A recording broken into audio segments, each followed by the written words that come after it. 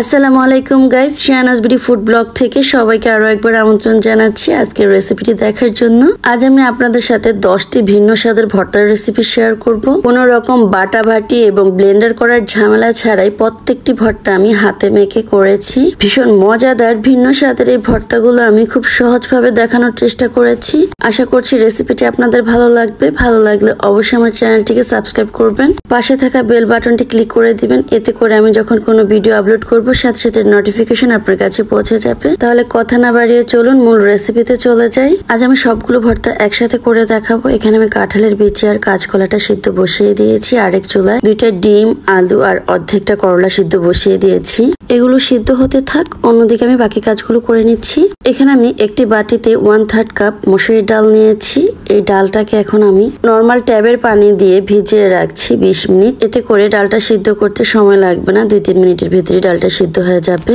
এইদিকে যে সবজি আর ডিমগুলো আমি সিদ্ধ বসিয়ে দিয়েছিলাম সেগুলো কিন্তু অলরেডি সিদ্ধ হয়ে গেছে। এবার চুলা থেকে নামিয়ে ঠান্ডা করে নিচ্ছি। মসুর ডালটাকে ভালোভাবে ধুয়ে নিয়ে সামান্য লবণ আর হলুদ দিয়ে সিদ্ধ বসিয়ে দিয়েছি। এবার চুলার আঁচটাকে বাড়িয়ে দিয়ে ডালটাকে সিদ্ধ করে নিব। ডালটাকে আমি সিদ্ধ করে নিয়েছি।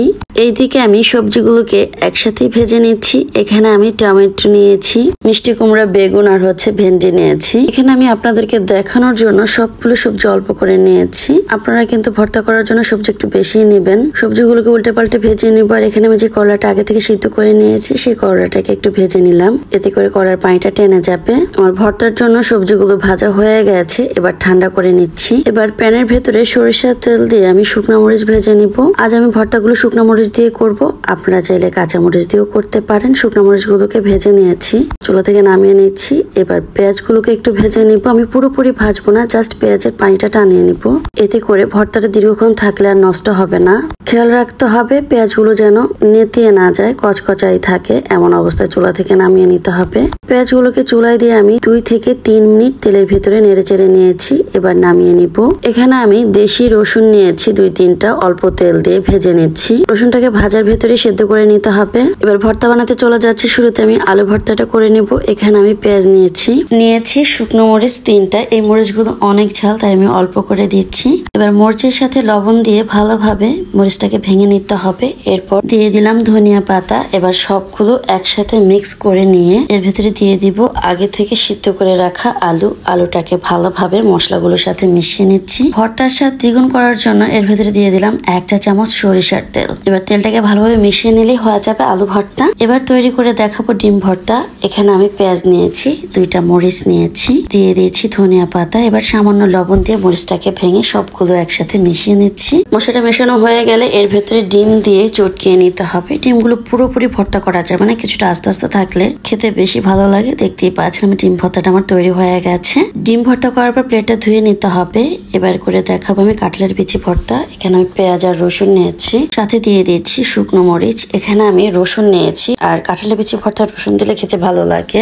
স্বাদ মতো লবণ দিয়েছি। এবার ভালোভাবে পেঁয়াজটাকে ডলে নিচ্ছি। পেঁয়াজটা যখন নরম হয়ে আসবে তখন এর ভেতরে দিয়ে দিচ্ছি কাঁঠালের বিচি। কাঁঠালের বিচিগুলো আমি সিদ্ধ করে নিয়েছি। আর দেখতেই পাচ্ছেন কাঁঠালের বিচিগুলো কতটা নরম হয়েছে, একদম চাপ দিলেই ভর্তা হয়ে যাচ্ছে। আপনারা কিন্তু প্রতিটা ভর্তার লবণটা অবশ্যই চেক করে নেবেন। আমার কাঁঠালের বিচি ভর্তাটা হয়ে গেছে। এবার আমি তৈরি করে দেখাবো কাঁচকলা ভর্তা। একই পদ্ধতিতে এখানে আমি নিয়ে নিচ্ছি ভাজা পেঁয়াজ, আর সাথে দিয়ে দিয়েছি ধনিয়া পাতা আর রসুন, দিয়ে দিচ্ছি 2টা শুকনো মরিচ। এবার স্বাদ মতো লবণ দিয়ে মরিচ আর রসুনটাকে ভালোভাবে চটকিয়ে নিয়ে তারপর পেঁয়াজের সাথে মিশিয়ে নিতে হবে। এরপর মশলার সাথে দিয়ে দিচ্ছি 1 চা চামচ সরিষার তেল। তেল দিয়ে মশলাটাকে ভালোভাবে মিশিয়ে এর ভেতরে কাঁচকলাটা দিয়ে ভালোভাবে চটকিয়ে নিলে হয়ে যাবে কাঁচকলা ভর্তা। এবার মসুর ডালটা ভর্তা করব। এখানে আমি 2টা শুকনো মরিচ নিয়েছি ভাজা পেঁয়াজ আর কাঁচা পেঁয়াজ, দিয়ে দিয়েছি ধনিয়া পাতা। এবার স্বাদ মতো লবণ দিয়ে মরিচটাকে ভেঙে নিতে হবে। মরিচটাকে ভেঙে নেওয়ার পরে সবগুলো উপকরণ একসাথে মিশিয়ে নিতে হবে।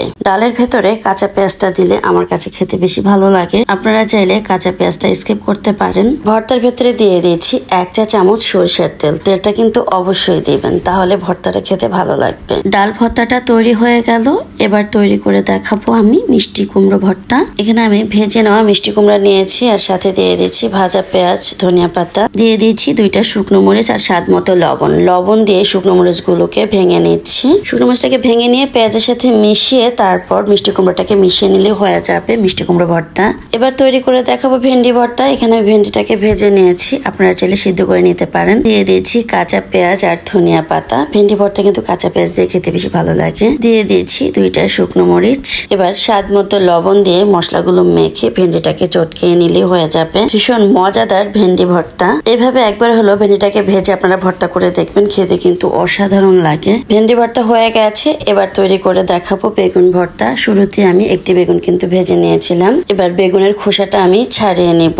আপনারা চাইলে বেগুনটা পোড়ে অথবা সিদ্ধ করে ভর্তাটা বানাতে পারেন, তবে আমার কাছে ভাজা বেগুনের ভর্তাটাই বেশি ভালো লাগে। বেগুন ভর্তাতে আমি সেম ভাজা পেঁয়াজ, ধনিয়া পাতা, শুকনো মরিচ এবং স্বাদ মতো লবণ দিয়ে ভালোভাবে চটকিয়ে নিচ্ছি। দিয়ে দিয়েছি সরিষার তেল। এবার মশলার সাথে বেগুনটাকে ভালোভাবে চটকিয়ে নিলে হয়ে যাবে সহজ মজাদার বেগুন ভর্তা। এবার তৈরি করে দেখাবো সুস্বাদু টমেটো ভর্তা। টমেটোটাকে ভেজে পানিটা শুকিয়ে নিয়েছি। এবার উপরের আবরণটা ছেলে নিচ্ছি। এবার একইভাবে এর ভেতরে ভাজা পেঁয়াজ দিয়ে দিয়েছি, সাথে দিয়ে দিয়েছি রসুন। আর টমেটো ভর্তা রসুন দিলে খেতে বেশ ভালো লাগে। দিয়ে দিচ্ছি মরিচ, স্বাদ মতো লবণ। এবার ভালোভাবে চটকিয়ে নিয়ে ভেজে রাখা টমেটোটা মিশিয়ে নিলে হয়ে যাবে টমেটো ভর্তা। সবশেষে দিয়ে দিয়েছি ধনিয়া পাতা। টমেটো ভর্তায় সরিষা তেল দেওয়ার প্রয়োজন নাই, যেহেতু আমি সরিষার তেল দিয়ে টমেটো গুলোকে ভেজেছি। এবার এই একই প্লেটে আমি তৈরি করে দেখাবো হচ্ছে করলা ভর্তা। শুরুতে করলাটার বিচিগুলো আমি ছাড়িয়ে নিচ্ছি। যারা করলার বিচি খেতে পছন্দ করেন তারা বিচি সহকারে ভর্তাটা করবেন। করলাটাকে আমি চটকিয়ে নিয়েছি। এইভাবে করলা সিদ্ধ করে তারপর ভেজে নিয়ে ভর্তা করলে কিন্তু একটুও তেতা লাগে না। একবার হলে এভাবে করলা ভর্তাটা করে দেখবেন। এবার একই পদ্ধতিতে এর ভেতরে ভাজা পেঁয়াজ এবং কাঁচা পেঁয়াজ, সাথে দিয়ে দিয়েছি শুকনো মরিচ আর স্বাদ মতো লবণ, ধনিয়া পাতা। এবার একইভাবে মরিচ পেঁয়াজ একসাথে মিশিয়ে তারপর করলাটাকে মিশিয়ে নিব। করলা ভর্তার স্বাদ দ্বিগুণ করার জন্য এর ভেতরে দিয়ে দিলাম 1 চা চামচ সরিষার তেল। দেখলেন তো কত সহজে তৈরি হয়ে গেল করলা ভর্তা। এভাবে করলা ভর্তা করলে একটু তিতা লাগবে না। এই করলা ভর্তা দিয়ে আপনি 1 থালা ভাত খেয়ে ফেলতে পারবেন। দেখলেন তো কত সহজে অল্প সময়ের ভেতরে কিন্তু সহজভাবে ভর্তাগুলো করে ফেললাম। আশা করছি আমার আজকের রেসিপিটি আপনাদের ভালো লেগেছে। ভালো লেগে থাকলে অবশ্যই একটা লাইক দিয়ে দিবেন। আজ এই পর্যন্তই, আবারও চলে আসবো নতুন কোনো রেসিপি নিয়ে। সে পর্যন্ত সবাই ভালো থাকবেন, সুস্থ থাকবেন। আল্লাহ হাফিজ।